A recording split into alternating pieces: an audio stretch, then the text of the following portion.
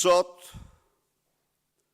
në ora 19, qytetarët e Tiranës dhe të mbarë Shqipërisë ngrihen në kryengritjen e tyre paqësore më të fuqishme që ka njohur Shqipëria. Ngrihen mbi dhunën, terrorin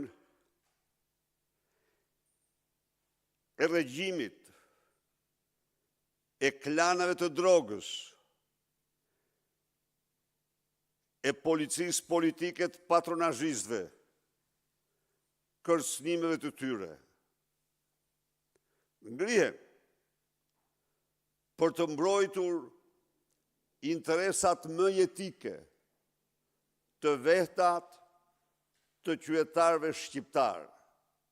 Ngrihen për të mbrojtur dinjitetin, nderin e çdo shqiptari ndaj një agresioni të rënd